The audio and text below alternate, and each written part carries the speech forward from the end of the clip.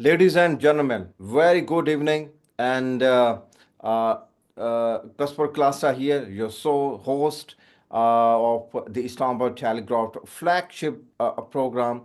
And let me actually introduce you guys to Miss Jennylyn Gleave. She is analyst, a journalist, and from foreign policy to the Americans' domestic politics and everything. If I say she has mastered the art of foreign policy analysis and other things as well, so I will not be wrong. So, welcome to the show, Miss Janlin. Kashwar, thank you once again for having me on with you. And I Yeah. love when you make an introduction because you really give me a lot of credit. Thank you. Most of my viewers are very familiar with your name, and actually, you must have got a lot of friendship requests on Facebook, LinkedIn, and other things as well. So, actually, my viewers loves your approach, the ground report from United States, and they love your analysis, which I believe I'm also one of your fan, and. In this age, it's really hard to get true perspective when you are living there in the United States, the powerhouse of the world. So, thank you very much for sparing time once again. So, my first question to you, Ms. Janelin, that is, how the Americans are taking Trump too? Are you guys optimistic about it? Well, as always, and I always tell you this, the country is quite divided, the majority of it. There are the people who wanted Mr. Trump to return to the White House, and there are people who believe that if he comes back, the state of the country will the, rapidly decrease and get worse than it was before because it wasn't doing well. But I've noticed with people, a lot of them, their minds are made up. They do not really listen, some of them, to the policies and what is really going to happen. They're hard stuck on the right or hard fast stuck on the left. And for the people who wanted him in the White House, based on the research that I've been doing, they're very optimistic and they feel like he is executing a lot of what he promised. They've already started cleaning up the border crisis and deporting people who are here illegally, and lots of other policies that are being put in place. Some are being um, Hmm. he's getting rid of some of the policies that were there previously by the previous administration. So, in answer to your question, I think it depends on the people who wanted him there and the people who don't want him there. You get both. You get both opinions. So we'll have to wait and see what happens. Well, rightly pointed out. Let me tell you very frankly that whenever there's a change in the United States, so we perceive that its impact will be felt not only in Islamabad, Beijing, but of the rest of the world as well. So, how do you see the Trump's statements? And he has actually signed a number of executive orders as well. First of all, he got back, he signed an order pulling United States out of the World Health Organization. And secondly, his statement, and also he has signed the executive order regarding Mexico and Canada as well. So how do you see these things? Are the American people reacting to it? Because the number one, the Americans are actually leader of the world, and World Health Organization need it. My question is really critical. Followed by WHO, do you think there may be a point the Americans may reach at a point that they may pull out of United Nations as well? So, how are you guys taking Trump's move like this? Well, again, it's really difficult to speak for all of America because America is so divided. Hmm. Once again, based and Kashwar, here's something I'm going to insert in this interview that might not make me popular. But I think the world is desperate for news, not propaganda, not filtered information. And so the few places where we really get the truth, where you could really make an analysis, an honest analysis of what is happening, it was TikTok. And I'm sure you're aware of what's been happening with the situation in the United States with TikTok. It went down, and now that it's come back up, the news that we are getting is limited. But that's where I was able to get a lot of honest opinions from people because it was one of the few platforms that wasn't monitored.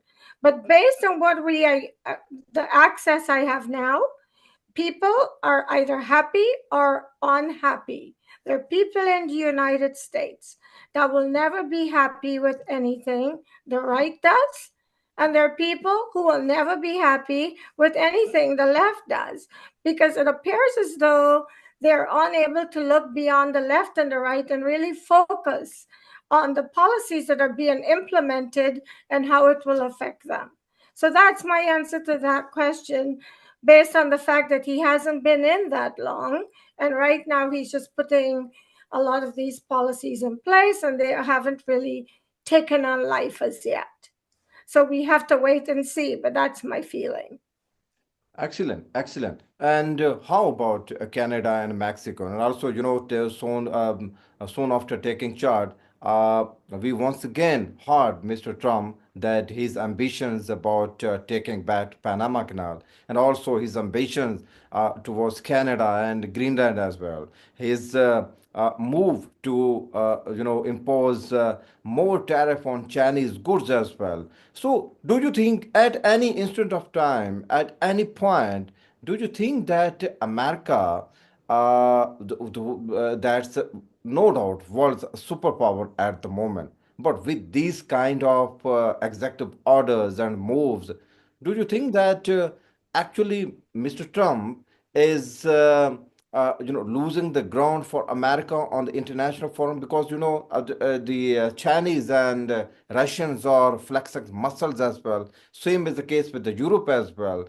Ukraine-Russia war is there. So Trump's executive order, Trump's move, recent move. What do you make of all of these recent moves? Honestly, and what cooking up there on the ground? Well, because he's only been in less than a month, right now, these are just being proposed. They're going to be implemented at some point. I think he's trying to effect change. Americans, a lot of Americans were unhappy with the state of the country. As you know, economically, we were really struggling. And in many fronts, the average American, I'm not speaking about the elite, were really struggling to survive. And as a humanitarian, usually that's where I come from. And I saw Americans struggling. So I think that the people that have put Mr. Trump back in office, as in the people who elected him, they are looking to him to create some type of change. And these policies, I think, he is implementing because he's hope that he is promising, he's trying to deliver what he promised. Now, the other thing that I would like to mention in answer to this question that you are asking is I feel that we feel like most of the American money was fueling wars. And a lot of it was leaving the country and not benefiting the American people. So now we just have to wait and see all the talk that we are hearing. We want to see how it is going to unfold. But I don't know if you've heard of this, but there has been talk domestically that the average American won't be paying as much taxes, and the foreigners will be the ones paying the taxes, the countries that we are doing business with at the moment. Hmm. So we should do this again in maybe 3 or 4 months when he has had time to start executing what he is promising that he hasn't already begun. Oh, well. And my next question, do the Americans people really put their support behind Mr. Trump when it comes to Mr. Trump's move to, deport millions of people from United States? Because, United States have been a very vibrant state, and we believe it still is. So actually, his statement about initiating, huge deportation from United States was actually perceived by the rest of world as a big blow. So, what the American, the common people are, thinking about Trump's this move? That too, that issue as well. There's a great division. There are a lot of people very happy about it, and then there are the people who are going to be affected by it that aren't happy about it. For example, if I had an illegal family member living with me Hmm. and suddenly my family is being disrupted because this person will be removed and deported, clearly I won't be happy. But I'm sure you are aware we had an influx of people just walk across our borders not so long ago last year and the year before.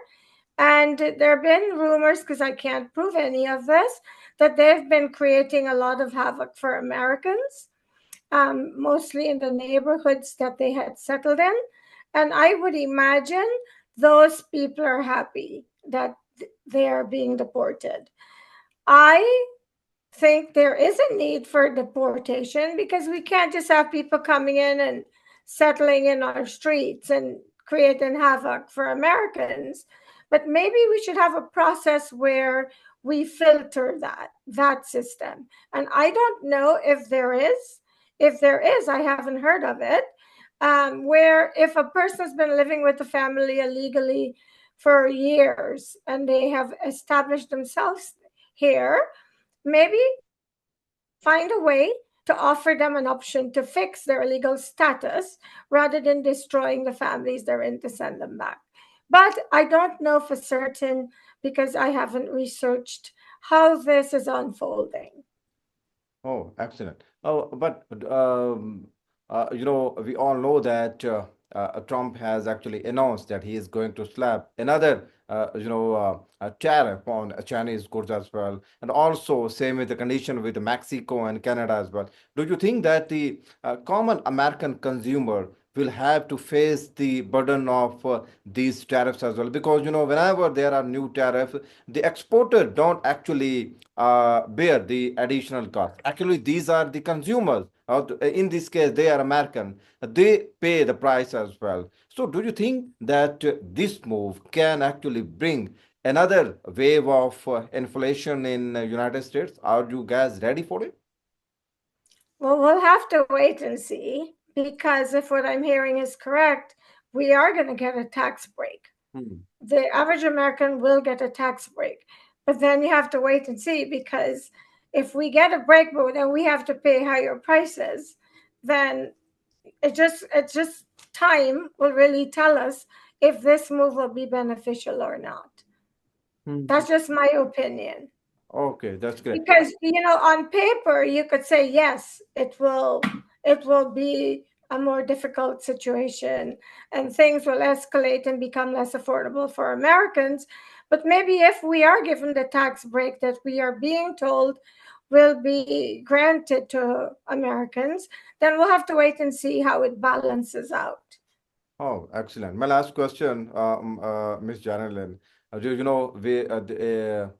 all know that Trump is a personality that is go and getter, and also he is unpredictable. And the way he actually, influenced the Israelis and Gazan, Hamas as well, and the result was really pleasant. Do you see that same process, same modus operandi will be followed by Mr. Trump when it comes to Russia and Ukrainian as well, because it's a region which is actually burning. Millions of people have been homeless. Millions of people have to leave Ukraine as well. Do you think that Trump will be able to play his role to put an end to this conflict as well? What's your personal opinion about it? Well, I've heard of talk that he wants to bring about peace and he wants to end the war. So, again, because he's not been in that long, anything I say will be a guess. And my educated guess will be that it will improve the situation. But again, lots of politicians make lots of promises. But personally, I believe even though some of them want to effect those changes, they're limited in what they can do because they have to get the whole Congress or all of the other people to agree, all of the other people in the government to agree on those policies before they can take effect. So, as an American, all I can hope for is the policies that will benefit us and those people around the world that we interact with on a humanitarian level, that it will improve. So, fingers crossed, and maybe 4 months, 5 months down the road, when he's had time in the White House, if you want to, we can do a refresher and see where we're at. Well, Janel, my viewers know that you are one of the most, go and getter and also the supportive of the peace around the globe as well. Thank you very much for giving us time. Ladies and gentlemen, you guys have heard Miss Jennylyn. She is one of the analysts, one of the journalists on the ground, one of a multi-talented, a personality living there in United States, and she is one of the ruthless the journalists who always speak her heart, and her analysis have been well received by the wide range of my views as well. Janlene, thank you very much for giving us time. Have a great weekend.